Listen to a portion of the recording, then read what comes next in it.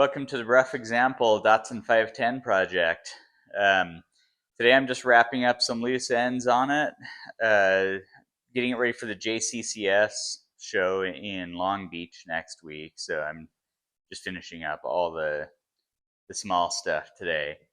Um, the seal had come off. I got that glued back on and taped up, drying, and last week we did a poll talking about the wheels. I was running some RS Watanabe reps. My brother had just lent me those, so you know, I think the poll ended up going for the SSRs anyways.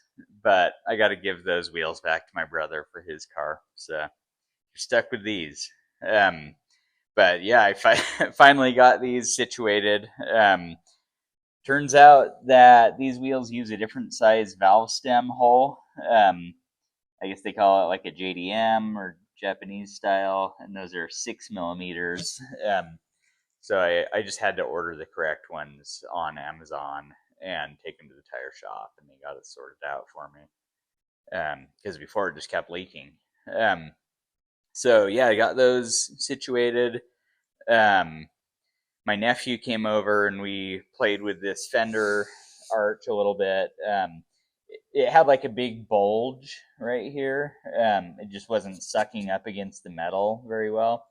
So we just had to loosen up these screws and take a little grinder and kind of ovalize the holes in there. And that allowed us to sort of stretch it and get it to lay flat. We also put a little heat on it with a heat gun, and that helped too.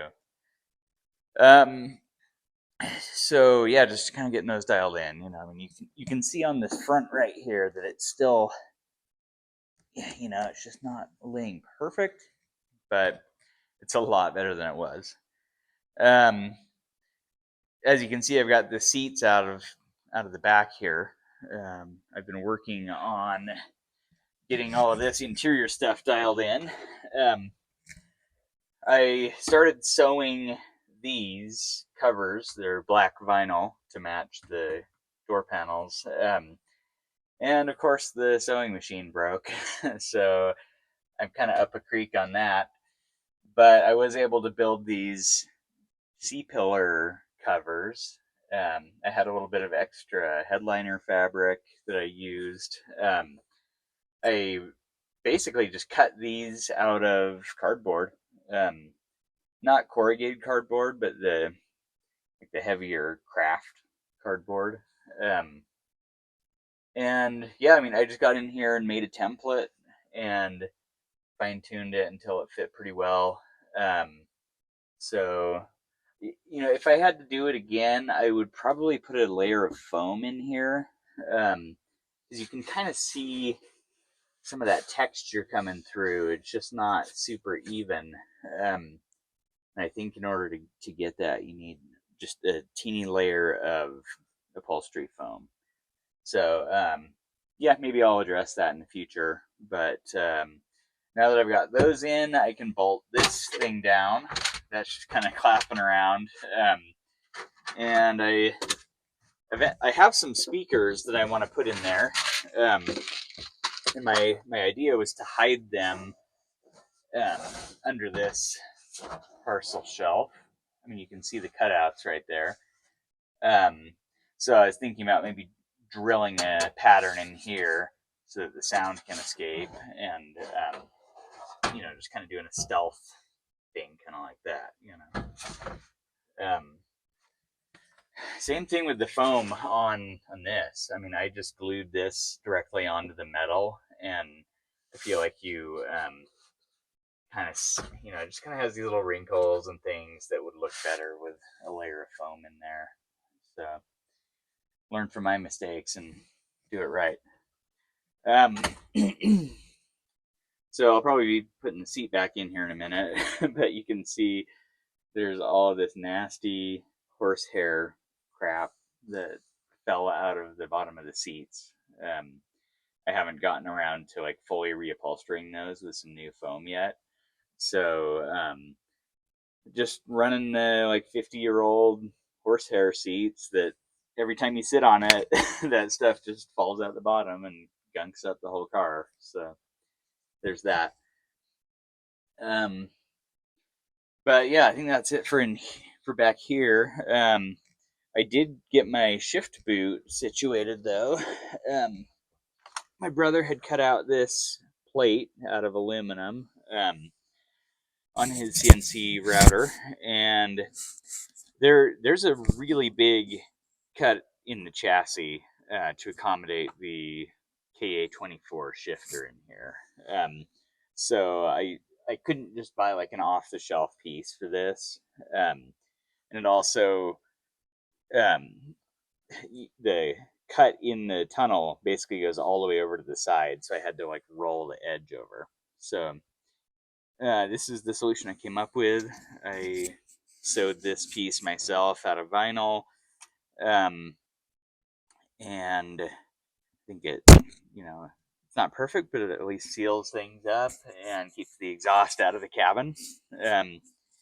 And I'm working on getting myself a new shift knob on the way. I think this is out of like a Nissan pickup or something. So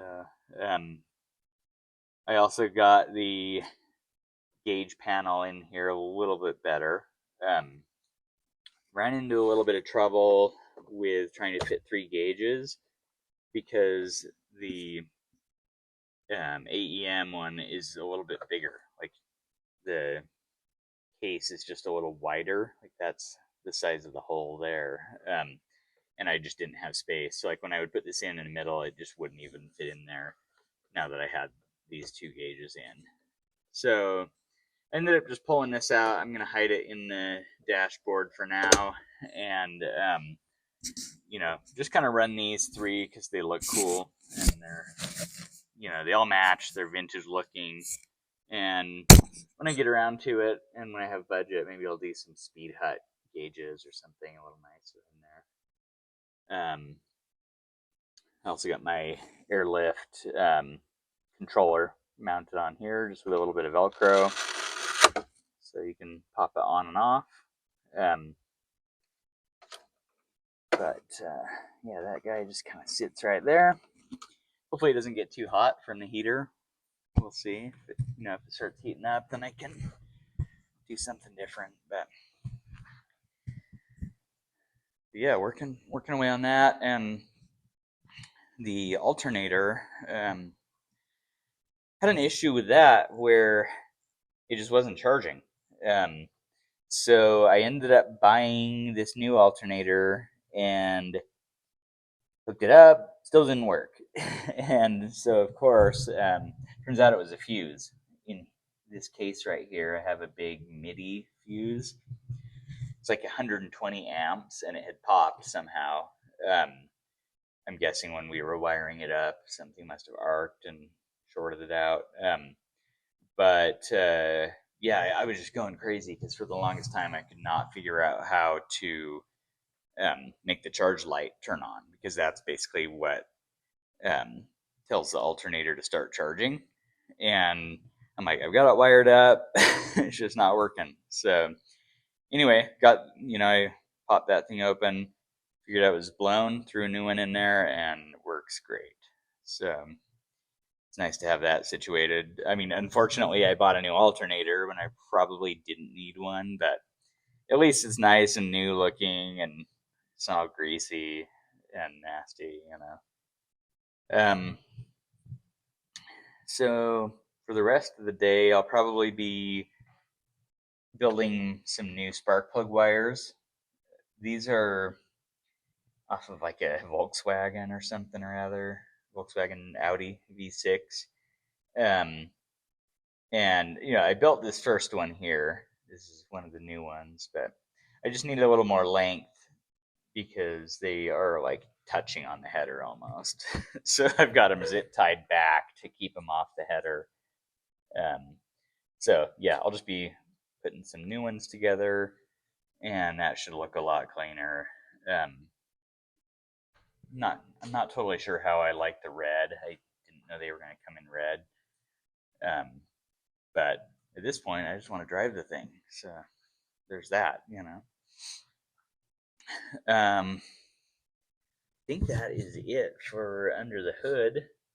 And let's see what else I got going on. Oh yeah, I've been working on these kick plate pieces. I think last week I showed them a little bit, and I mean they're hammered. They're pretty bad. I've just gradually been working through some of them with a hammer and dolly. Um, just hitting it from right there. With that guy, and trying to get them a little bit more straightened out. I mean, they're never going to be perfect, but at least hopefully I can make them somewhat presentable. And then there's also some of these. I think these kind of wrap around the B pillar, if I remember right. But yeah, once I get those sorted out, I can put those in and kind of wrap up the interior. I need to get some glue in there and figure out how to stick this carpet down. If anybody has any tips on how to do this. I mean, I've got contact cement that I could use, but I've got a lot of wiring in here and stuff. I've got air lines running in there, so I'd rather not just go like slapping this whole thing onto the floor with glue, because I'm sure I'm gonna have to come back and touch the wires. They're gonna need to get service later. So yeah, I don't know. Velcro, I could screw them down. Let me know in the comments if you've done this before and have the right way to do it. But anyway, yeah, I mean, I'm headed down on Thursday. I'll be in SoCal, just hanging out at JCCS. I'll be there for a couple days before and after. Let me know if you have any good like car meet suggestions down there. Trying to figure out some fun things to do that are car related, and have some fun. Maybe we'll go to the beach too or something. But the car will be there, so drop by, come say hi, and introduce yourself.